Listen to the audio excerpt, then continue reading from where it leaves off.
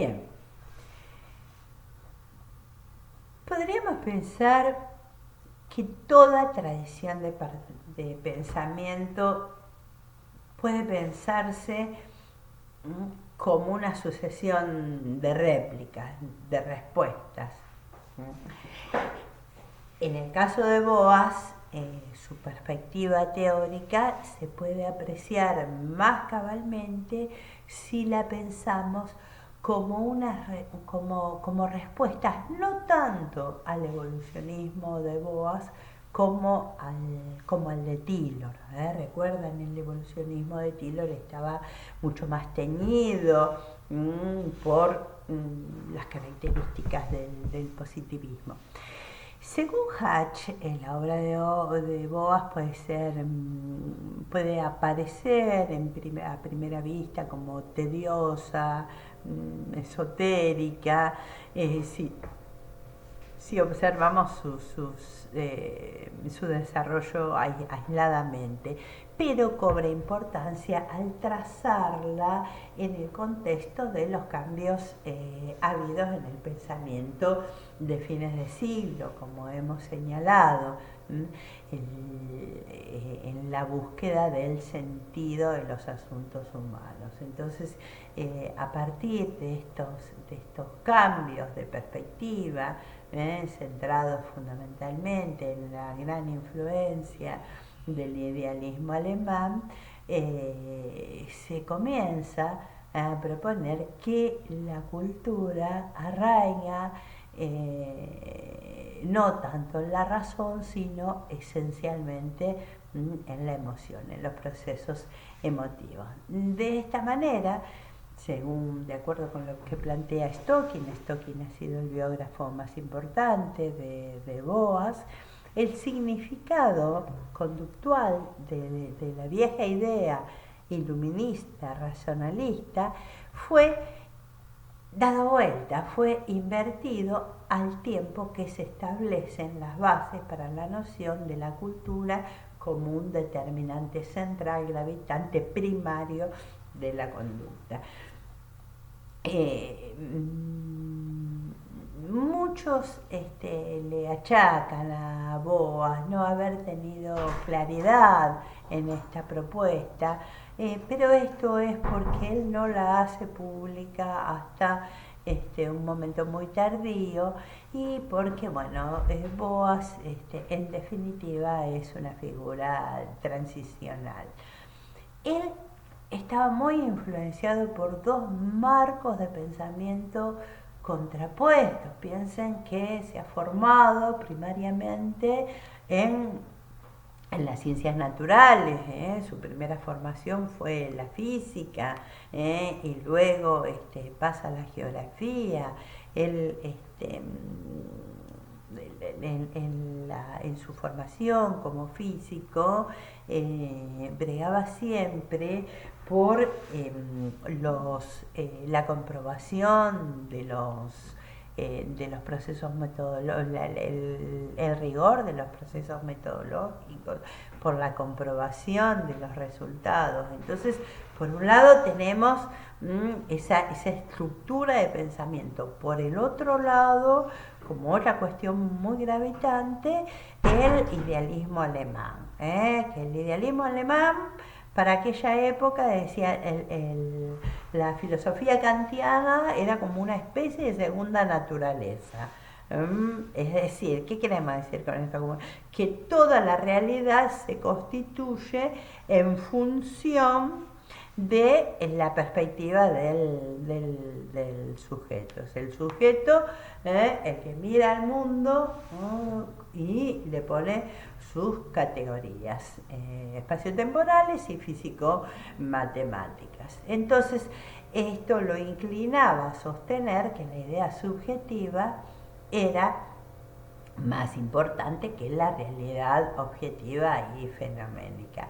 Entonces, siguiendo el idealismo alemán, entendía que la historia debía interpretarse como una expresión del espíritu, como una manifestación del Geist. El Gates, entonces, el espíritu, se convirtió en el principio organizador de los datos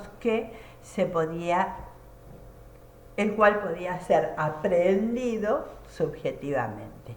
Cada espíritu era cualitativamente diferente de otro y se podía aprehender ese Gates a través de la comprensión subjetiva. Esta perspectiva entonces introduce una dosis de relativismo, ya que esos Gates, esos espíritus, eran únicos, tenían un nivel de incomparabilidad muy importante y no podían ser comprendidos e interpretados en referencia a normas universales. Entonces las infracciones a las normas de racionalidad europea no eran producto de la ignorancia y el error, como habían señalado Tilo, ¿recuerdan? Sino que están fundadas en el sentimiento. Por eso, para poder comprender las conductas, los comportamientos ajenos, extraños, el investigador debía renunciar a su propia perspectiva y asumir la del pueblo estudiado. Bueno, hacia 1887, Boas sostiene en un estudio que se llama el estudio de la geografía. Quiero aclarar acá que la geografía era un estudio muy importante para la época, fundamentalmente, no tanto, también la geografía física, que era concebida desde un punto de vista muy dinámico, una geografía histórica, pero también la geografía humana. De la geografía humana a la antropología, tal como se planteaba en ese momento, prácticamente había un paso. Por eso me gusta pensar ese recorrido de la física a la geografía, de la geografía a la antropología, pasando por ese itinerario también espacial, desde Alemania, Alaska y América, Estados Unidos. Hacia 1887, entonces, sostiene que hay dos formas científicas diferentes, las dos son válidas y compatibles, pero son como dos abordajes distintos. El primero es el que busca descubrir las leyes generales del universo y se interesa por determinado fenómeno solo por lo que nos muestra acerca de la ley natural. Es un caso de lo que sucede a escala general. El segundo es el estudio de los fenómenos por sí mismos. Achicamos el foco ahí. Así, el cual se va a orientar hacia la comprensión de los fenómenos mismos más que las leyes que ellos están expresando. Boas considera, esto es importante, Boas considera que los dos enfoques, las dos formas, son válidas, son compatibles y que no se excluyen, pero se interesa más en la segunda de estas formas. La primera forma de ciencia, respecto de ella, Boas opinaba que existen ciertas leyes que rigen el crecimiento del desarrollo de la cultura humana y nuestra tarea es descubrirlas. Pero, dice, antes de poder hacerlas, necesitamos llevar adelante las historias particulares y concretas y luego sí estaríamos en condiciones de realizar avanzar sobre esas leyes generales. Claro, él para esto se va a tomar distancia para llegar a esa, en esta primera etapa donde él se plantea formular esas leyes, se va a distanciar del método de los evolucionistas. Dice, los evolucionistas suponían que sus sistemas de clasificación representaban a la historia. Boas solamente tomaba en consideración las historias regionales. Le leo un párrafo de Boas. Dice, por consiguiente hemos llegado a la conclusión de que antes de poder elaborar la teoría del crecimiento de toda la cultura humana, debemos reconocer el crecimiento de las culturas que hallamos aquí y allá. En la medida de lo posible debemos reconstruir la historia real de la humanidad antes de que podamos abrigar la esperanza de descubrir las leyes que subyacen en dicha historia. Bueno, Boas, al igual que Taylor, pensaba que la cultura podía reducirse a los procesos mentales de carácter individual. En aquella época, tanto los positivistas como los idealistas entendían que las instituciones humanas eran expresiones de la vida mental. Veamos la segunda forma de las ciencias. Dice, bueno, la segunda la desarrolla a través de dos enfoques: el enfoque histórico y la comprensión subjetiva. Él va a considerar que para el estudio de las instituciones humanas como fenómenos en sí mismos, el más adecuado era el enfoque histórico. A través del enfoque histórico podía obtenerse una comprensión inteligente de la cultura, permitiendo descubrir cómo algo llegó a ser lo que es. Y también utilizó el principio de la interpretación subjetiva, ¿no? Bueno, decía Boas, me pareció apropiado que el eje de mi análisis fuera, por una parte, una investigación de las relaciones históricas de las tribus con sus vecinos y por otra, una exposición de la cultura como ésta aparece a los ojos del indio.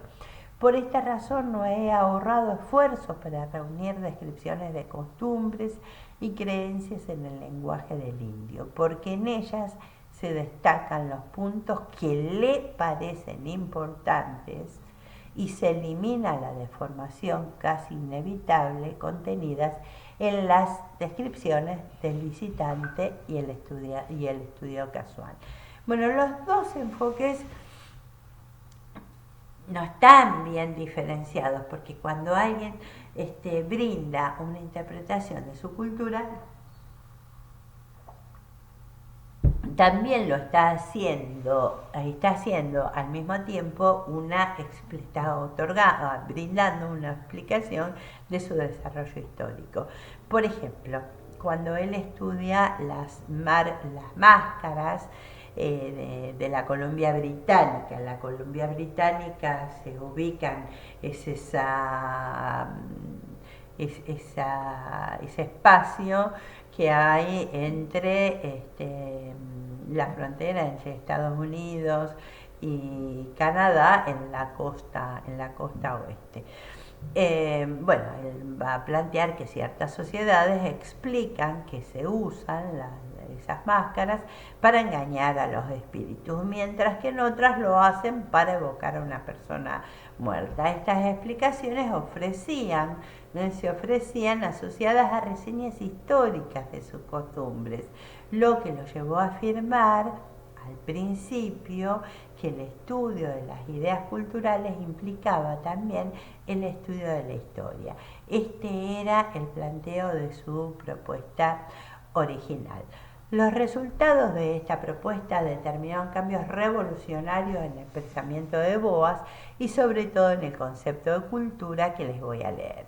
La cultura es la totalidad de las reacciones y actividades mentales y físicas que caracterizaban la conducta de los individuos componentes de un grupo social, colectiva e individualmente, en relación a su ambiente natural, a otros grupos, a miembros del mismo grupo y de cada individuo hacia sí mismo.